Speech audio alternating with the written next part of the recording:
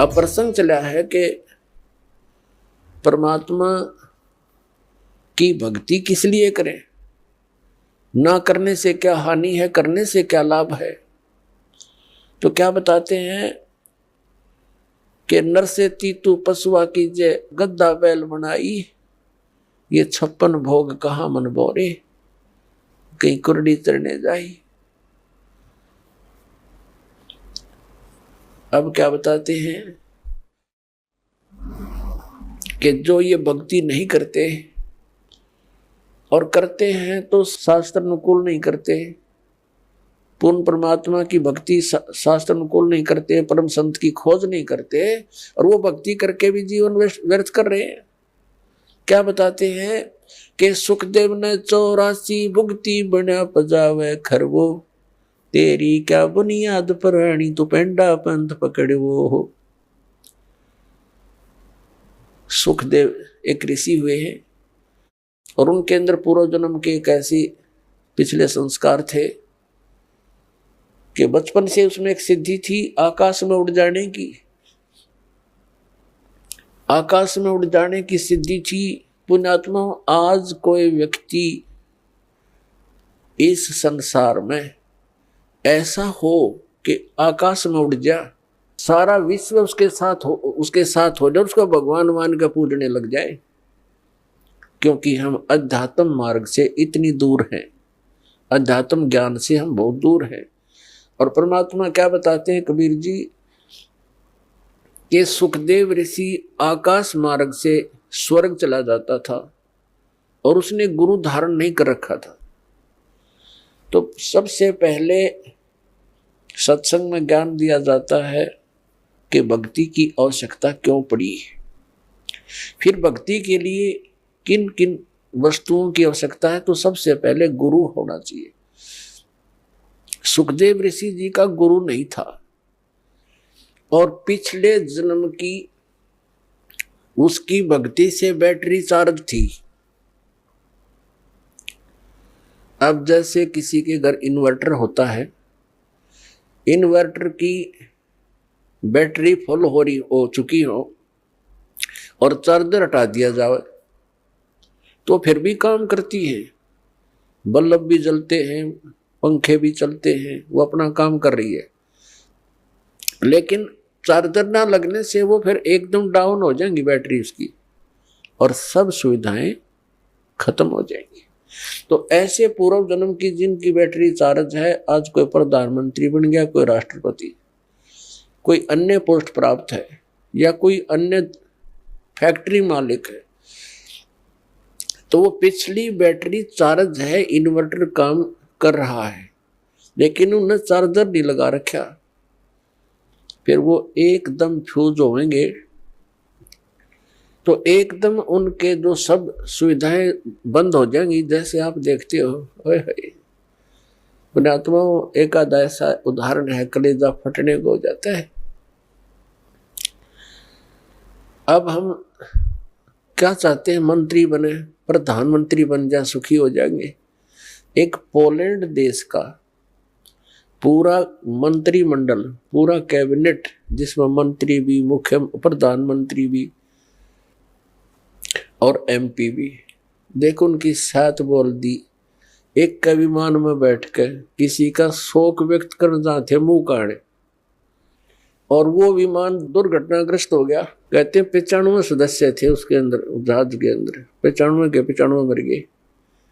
और उनकी कितनी आशाएं थी, कितनी उच्च पोस्ट थी उनके पास, और क्या लेकर गए इस गंदे संसार से। तो पुण्यात्मा, इन बातों को आधार बनाना पड़ेगा अपने। तो उनकी बैटरी वह खत्म हो चुकी थी, वह जब डिस्चार्ज हुई सारी सुविधाएं खत्म और मिट्टी में, ये भूत बने अंडेंगे वहां पर। एक दिन एक व्यक्ति बता रहा था वैसे भी, और एक दिन समाचार पत्र में पढ़ा था हमने, 4-5-6 वर्ष पहले की बात है। एक बहुत बड़ा राजनेता था, उसके साथ 4-5 कुछ घर के, 1-2 घर का सदस्य था, 4-5 उसके चेले चपटे। वो उसका हेलीकॉप्टर जो है एक्सीडेंट हो गया, मर गए सारे।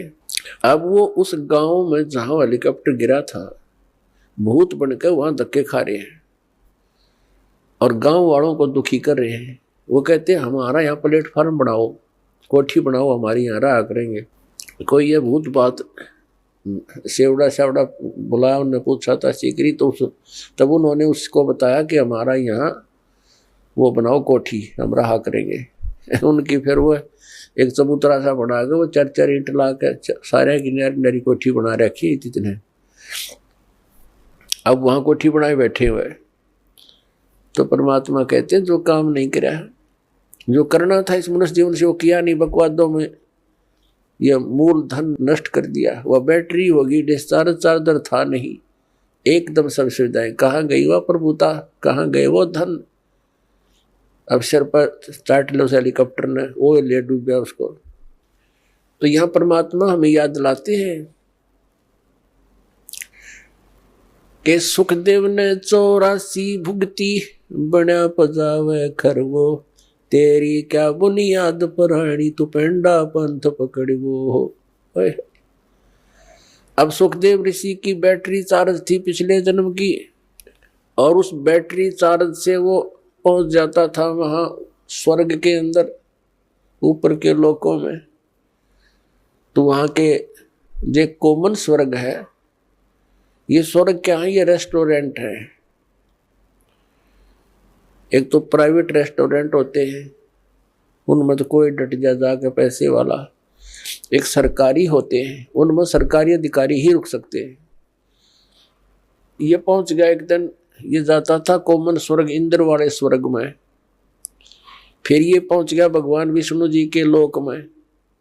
प्रत्येक इन भगवानों के लोकों में इसी तरह रेस्टोरेंट बने हुए हैं, और ये भी अपना काम ऐसे ही चला रहे हैं।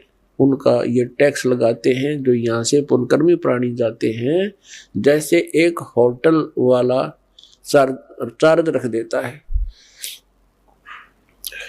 उसका महीने का या जैसा भी घंटों का हिसाब से वो खर्चा लेता है। सुखदेव ऋषि जब पहुंचे स्वर्ग में, वहां के होटल में, विष्णु जी वाले बड़े होटल में, तो वहां एक रूल बना रखा उन्होंने कि जो गुरु यानी जिसने गुरु धारण कर रखा हो वही व्यक्ति यहां आ सकता है, इसमें सटे पा सकता है। अब सुखदेव ऋषि का कोई गुरु नहीं था, बैटरी चार्ज पिछले जन्म के पुण्य कर्मों के कारण वो आकाश में फिर रहा था। तो वहां के जो पहरेदार थे, सेवादार थे उस होटल के, उन्होंने मना कर दिया कि गुरु ऋषि जी आपका कोई गुरु है नहीं, और आपको इसमें एंट्री नहीं हो सकती आपकी। वो अड़ गया उनके साथ कि तुम पहले व्यक्ति देखे हो हमने, मैं तो ऐसे जाता हूँ, वहां भी जाता था, इंद्र के लोक में जाता था। उन्होंने कहा जी वहां जाते होगे पर यहाँ नहीं जा सकते आप, ये भगवान विष्णु का आदेश है। उसने कहा कि मेरे को विष्णु जी से मिलाओ। वो तांडी पाक रहा था, हल्दी की गांठ से पंसारी बन गया। अब उन पहरेदारों ने जाके बता दिया कि भगवान ऐसे ऐसे एक सुखदेव नाम के ऋषि हैं, उनका कोई गुरु है नहीं, और उन्होंने हट कर रखा है अंदर प्रवेश करने की जिद लगा रखी है, आपका क्या आदेश है।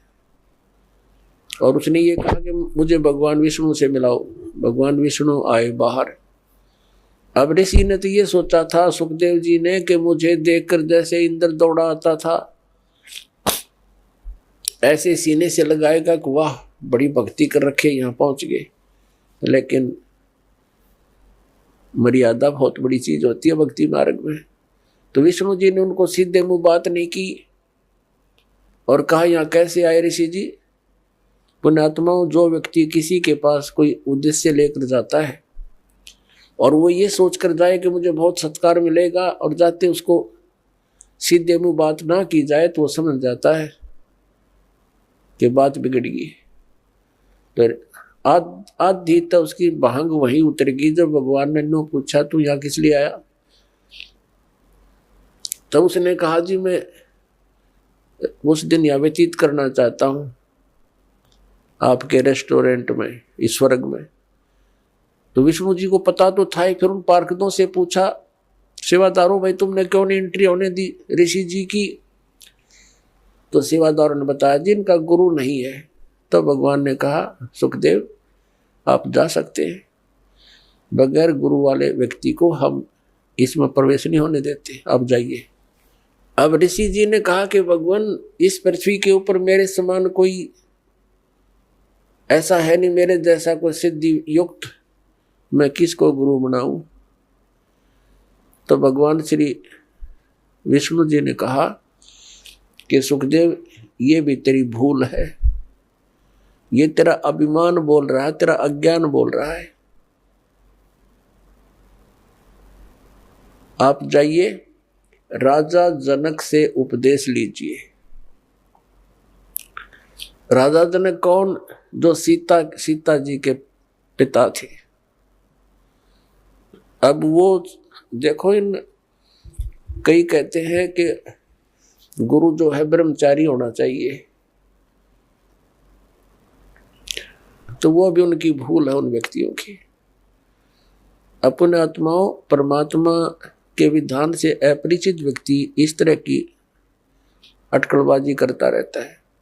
तो इन सब प्रमाणों से हमें सिद्ध होगा कि गुरु कैसा होना चाहिए, शिष्य के क्या लक्षण होने चाहिए, कैसे उसमें गुण होने चाहिए, और गुरु जी के अंदर कैसे लक्षण होने चाहिए। अब सुखदेव ऋषि बाल ब्रह्मचारी और साधु संत ऋषि और राजा जनक गृहस्थी, उसने ब्याह करवा रखे गणे, क्योंकि राजा था। अब वहां तो वो बोल नहीं सका भगवान विष्णु के सामने, तो वापस आ गया। वापस आया तो वहां ऋषि और अन्य ऋषियों के पास जैसे पहले खूब छाती खोल कर जाया करता था, उधर न्यू जावा मुंह लटकाए। उन्होंने पूछा, ऋषि जी आपको क्या ऐसी क्या घटना घट गई, बहुत दुखी से नजर आते हो? तो उसने सारी कहानी बता दी कि मैं विष्णु जी के लोक में गया था और भगवान ने मुझे वहां रहने नहीं दिया। तो उन्होंने अन्य ऋषि देवों ने पूछा कि ऐसी बात नहीं हो सकती, भगवान विष्णु तो बहुत प्यार करते हैं, बहुत अच्छे भगवान हैं, कोई बात और गड़बड़ी पावेगी, कुछ और गलती कर रखी होगी आपने। तब उसने बताया कि मैंने गुरु धारण नहीं कर रखा, भगवान ने यह कंडीशन रख रखी है कि जिसका गुरु होगा वही स्वर्ग में रह सकता है, विष्णु जी के स्वर्ग में। तब अन्य जितने भी देव ऋषि थे उन्होंने कहा, ऋषि जी आप तो बहुत भारी भूल किए बैठे हो, हमने तो ये सोचा था आपने कोई गुरु बना रखा होगा, आपने बहुत भारी गलती कर रखी है, बिना गुरु के फिर रहे हो, आपने जीवन नाश कर दिया। अब वहां उसने फिर बताया कि भगवान ने मेरे सामने एक समस्या और पैदा कर दी। क्या पैदा कर दी? कि कहा है कि राजा जनक से नाम लो, तो क्या कहता है कि राजा जनक गृहस्थी बाई और कैसे शीश नवाऊं जाई।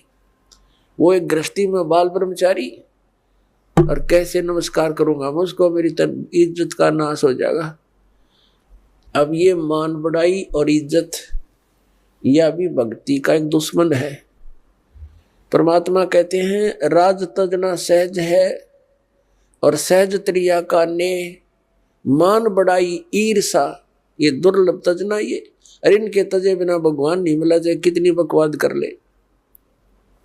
और पुण्यात्मा यहाँ आपको इसलिए बुलाया जाता है, वैसे तो परमात्मा अपने बच्चों के लिए सब सुविधाएं ही उपलब्ध कराता है, दयालु है वो, मालिक हमारा पिता है, लेकिन फिर भी आपको यहाँ जमीन पर बैठाना प्रणाम करने के लिए एक विशेष विधान है, जिससे हमारे अंदर का जो मैल है, अभिमान का जो सबसे बड़ा बाधक है भगवान के मार्ग में, ये खत्म हो जाएगा।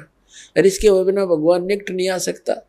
अब जरा सा भी मैल कहीं पर हो, तार के बीच में कनेक्शन ले रखा हो तो लाइट नहीं आएगी, लाइट नहीं आई तो फिर फायदा क्या, वो सारे सांग के जोड़न का। तो पावर प्राप्त करने के लिए, भगवान की शक्ति को अपने पास लाने के लिए, तो हमने ये अहंकार रूपी ये मैल हटाना पड़ेगा।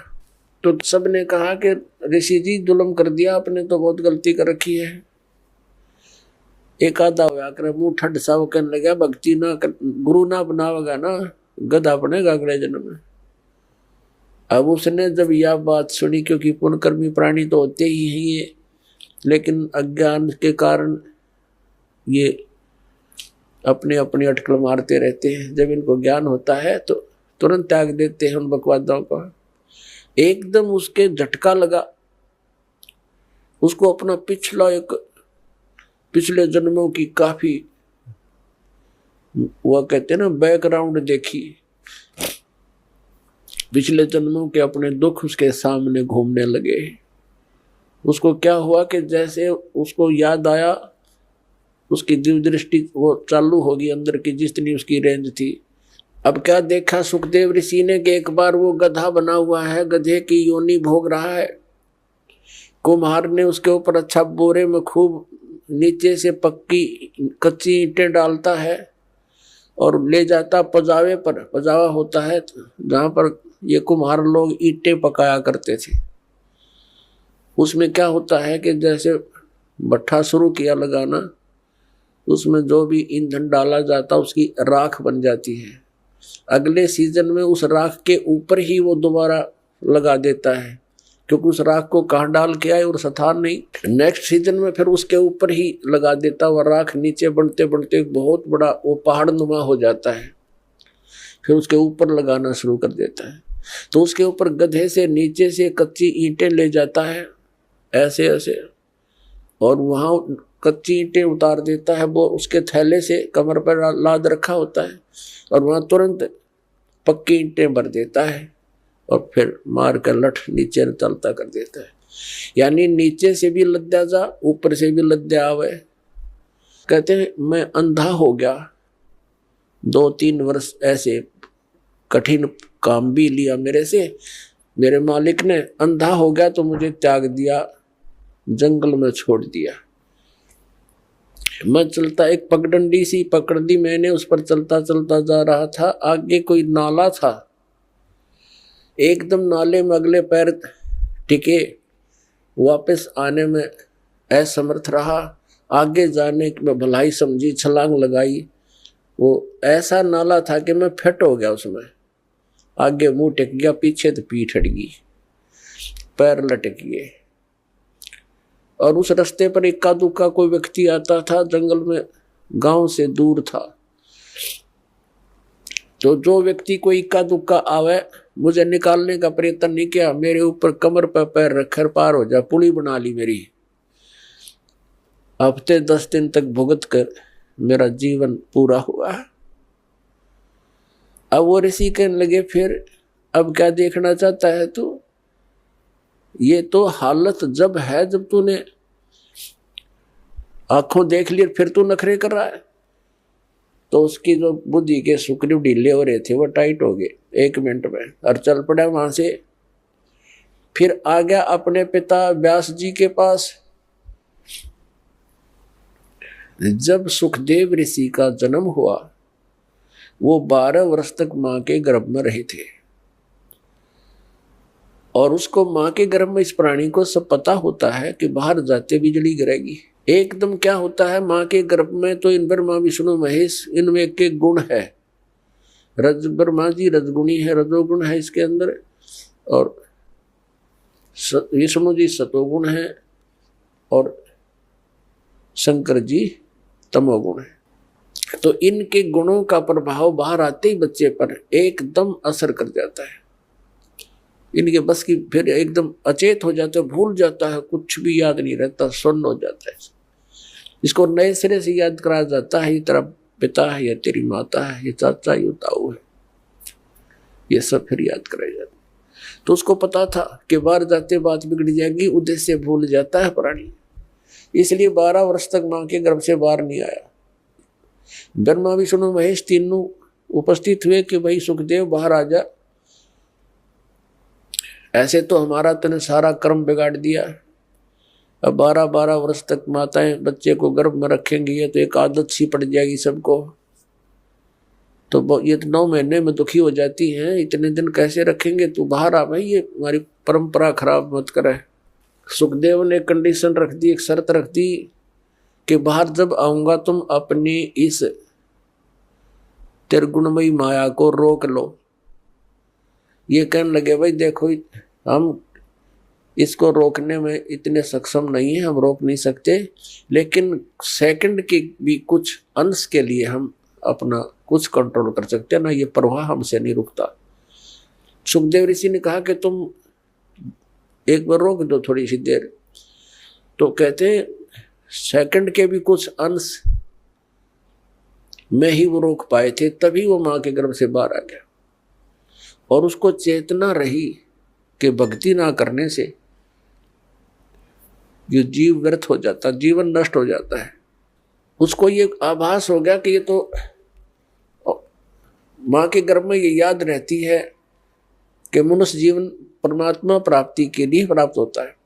अब उसने सारा कुछ कर लिया। माँ के गर्भ से बाहर आते ही अपनी ओर नाल को, जो सुंडी से लटकी होती है, माँ की नाभि से कनेक्शन होता, जेर सी, उसने अपने कंधे पर डाल के और उठ कर चल पड़ा। व्यास जी ने आवाज लगाई, अरे पुत्र, मेरे बेटा कहाँ चले। अपने आत्मा पुत्र का मोह बहुत खतरनाक होता है, बहुत प्रबल होता है। पुत्र मोह में ऋषि जी बार बार पुकार रहे हैं, बेटा एक बार दर्शन तो दे दे, अरे एक बार शकल तो दिखा दे, 12 वर्ष बाट देखी तेरी, अरे 12 वर्ष तक इंतजार करी पुत्र की, दर्शन करूंगा। ये पीछे से बात कर रहा है चलता चलता कि ऋषि जी, ना जाने कितनी बार तू मेरा बाप बन लिया, ना जाने कितनी बार मैं तेरा बाप बन लिया। ये तो बुरी बीमारी है, मुझे इसमें मत फंसा। और यहाँ कबीर साहब ने कहा, उसने क्या कहा, ऋषि जी ने, सुखदेव ऋषि ने क्या कहा कि एक लेवा एक देवा दूतम, और कोई किसी का पिता नहीं पुतम। ये तो ऋण संबंध जुड़ा एक ठाठा, अंत में सब 12 बाटा। ये तो एक दूसरे का लेन देन उलझ रहा है, कोई किसी का बाप नहीं, कोई किसी का पुत्र नहीं। जिसके जितने संस्कार वो अपने पूरे करके यहाँ से चले जाएंगे, फिर कोई गधा बनेगा, कोई कुत्ता बनेगा, कोई मनुष्य बन जाएगा। ये फिर परिवार ऐसा नहीं होगा। और इसका उद्देश्य भक्ति करने का है। और मैं तेरे दर्शन करूं नहीं पिताजी, मेरे मोह जाग गया तो मैं फिर भक्ति से वंचित हो जाऊंगा। यूं कहकर आकाश में उड़ गया। जब तो वो चला गया, उसके बाद फिर आया जब युवा हो लिया, फिर वापस आया अपने पिताजी के पास के बड़े विद्वान पुरुष हैं, उनसे सलाह लेता हूं। व्यास जी ने कहा, आ गया पुत्र? क्या आ गया पिताजी? अच्छा बेटा, बड़ा कोई बात नहीं, अब आ गया, सुबह का भूला शाम को आ जाए तो कोई दिक्कत नहीं, आ जाओ मेरे पास रहो बेटा। तब उसने कहा, सुखदेव ऋषि ने कहा कि पिताजी मेरे सामने एक समस्या खड़ी हो गई, एक प्रॉब्लम भारी है। सारी कहानी बताई, मैं ऐसे ऐसे विष्णु जी के लोक में गया था, उन्होंने वहां रहने से मना कर दिया क्योंकि मैंने गुरु नहीं बना रखा। पुण्यात्माओं, जो परमात्मा के विधान से परिचित प्राणी होते हैं वो एक का सुर में बोला करते हैं। तो व्यास ऋषि जी का भी माथा ठनका और कहने लगा, अरे बेटा तंदा अपना जीवन नाश किया, मैंने सोचा था चलो सब्र कर लिया था, संतोष कर लिया था मैंने, मेरा बेटा अपना कल्याण करवा लेगा, तने तो नाश कर लिया अपने जीवन का। या क्या सोचा तूने, गुरु नहीं बना रखा? अरे जाएगा कहाँ? तो फिर उसने अपनी वो दूसरी प्रॉब्लम बताई कि भगवान विष्णु ने कहा है कि राधा जनक को मैं गुरु बनाऊं, मैं तो बाल ब्रह्मचारी और वो गृहस्थी, मैं कैसे, मैं तो शर्म आओ पिताजी, कैसे नमस्ते परम प्रणाम करूंगा, उन्हें दंडवत करनी पड़ेगी। तब ऋषि ने, उसके पिता ने कहा, बेटा यदि भक्ति करना चाहता है और इन दुखों से बचना चाहता है तो ये क्रिया तो बेटा करनी पड़ेगी। यार जब भगवान ने कह दिया जब परमात्मा का आदेश हो गया फिर अगर मगर कर तू विद्वान काहे का, तेरी ये 2 दिन की बैटरी चार्ज है, फिर ब्रेन मैटी होगी तेरी बेटा। तो विद्वान कहा का तो जीवन नष्ट कर रहा है और मुझे भी कलंकित करेगा। जाकर नाम ले बेटा, जीवन नाश ना करे। तब वो गया राजा जनक के पास। अपने आत्मा राजा जनक के पास जब ऋषि जी पहुंचे, राजा जनक ने अपने सेवकों को, नौकरों से कहा, भाई आसन लगा दो, मैं ऋषि जी आए हैं, आज हमारे भाग उदय हो गए, आसन लगा दो, बढ़िया बढ़िया कपड़े लगा दो, फूलों से सजा दो। उन्होंने 1 मिनट में कहते ही कर दिए, आसन लगा दिया। तो कहा राजा जनक ने कि ऋषि जी विराजो, बैठो आसन पर। जमीन पर बैठ गया, कहने लगा मैं आपको गुरु बनाने आया हूं, आसन पर नहीं बैठ सकता। अब राजा जनक का यकीन नहीं हुआ, जैसे नहीं ये बात, ये ऋषि तो सिर फिरे होते हैं, ये कोई किसी ने नौकर ने कोई इसी को किसी ने कुछ कह तो नहीं दिया इसको, क्योंकि ये श्राप भी दे सकते हैं, ये तो विषैले सर्प भी होते हैं इनके पास, ये श्राप देने की भी एक पावर रखते हैं। राजा जनक चिंतित हो गया कि भगवान कोई गलती हो तो माफ करना ऋषि जी, हम तो गृहस्थी व्यक्ति हैं, किसी नौकर ने कुछ कह दिया हो आपको, माफ कर देना, आप नीचे ना बैठो, मेरी बेइज्जती हो, मेरी जो है ना, मैं ये सहन नहीं कर सकता, क्योंकि ऋषि एक नीचे बैठे, कोई गलती हो तो माफ करो। तो कहने लगा नहीं, आज मैं ऊपर नहीं बैठ सकता, क्योंकि मैं आपको गुरु बनाने आया हूँ। उसने सारी कहानी सुना दी, ऐसे ऐसे मैं विष्णु लोक में गया था और भगवान का आदेश है, मैं आपको गुरु बनाने आया हूँ। तो पहली बार, एक बार तो यकीन हुआ नहीं राजा जनक को, फिर भगवान विष्णु का उसने जो साथ में संपट ला दिया, फिर वो मान गए हाँ भी ये नाम ले लिया है। लेकिन दीक्षा देने से पहले शिष्य की थोड़ी बहुत कुछ उसको सेट करना पड़ता है। जैसे अब दास आपको ज्ञान देता है, पूरा विधान बताता है, जो विद्वान, जो समझदार भक्त आते हैं, प्रथम बार आते हैं, तो इस ज्ञान से प्रभावित होकर वो इस दास को एक संत मानकर नाम लेते हैं और फिर विश्वास दृढ़ता से उस पर लगते हैं, तो लाभ मिलता है। नाम भी ले ले, विश्वास गुरु पर होता नहीं तो उसको लाभ नहीं हुआ करता। अध्यात्म मार्ग को बच्चों का खेल नहीं है। तो राजा जनक ने कहा जी सुबह नाम दूंगा स्नान करके, आप रात को रेस्ट करो। अब कहने का भाव ये है, राजा जनक ने एक अलग कक्ष में उसकी व्यवस्था कर दी ऋषि जी के रुकने की, और वहां पर एक नौकरानी, एक औरत की, बहन की सेवा लगा दी, तो ऋषि की सेवा कर, उसको सारा समझा दिया लड़की को कि ऐसे ऐसे इसकी परीक्षा करना। ऋषि जी बैठे थे अपने बेड पर, लड़की अंदर गई और उसी के बेड पर बैठ गई चरणों की तरफ।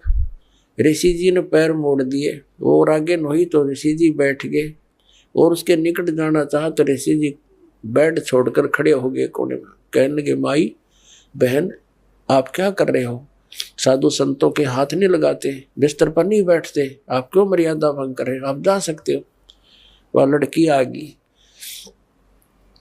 अब राजा जनक ने पूछा तो उसने सारी कहानी बता दी। जी 1 नंबर के महात्मा है, तो मेरा टच भी नहीं होने दिया मुझे और खड़े हो गए, ये शब्द बोले ऋषि।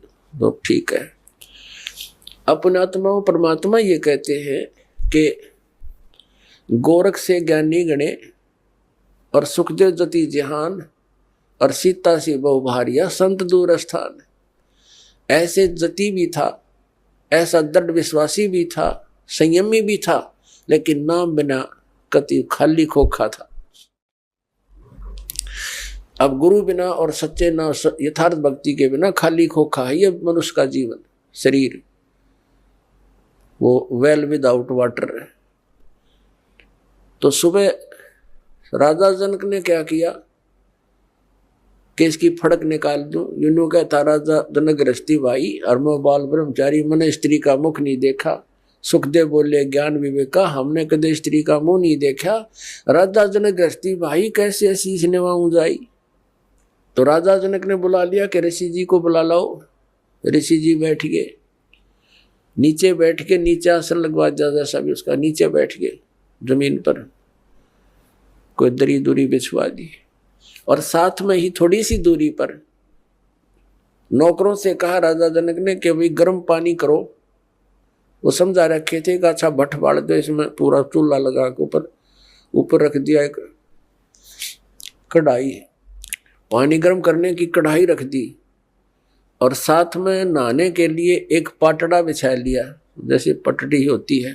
पहले बड़े बड़े पाटड़े होते थे, पूरा 3x2 का, 3x3 का लकड़ी के पटड़े बनाए होते थे, उन पर बैठकर स्नान किया करते थे। राजा जनक ने वहाँ वो पाटड़ा उस उबलते हुए जल के उस कढ़ाई के साथ में लगवा लिया। और उसकी 10,000 रानियां बताते हैं राजा जनक। उसमें से जो उनकी मुख्य रानी थी, पटरानी बोलते हैं, उससे कहा मुझे स्नान कराओ। अब वो स्नान करने के लिए बैठ गया।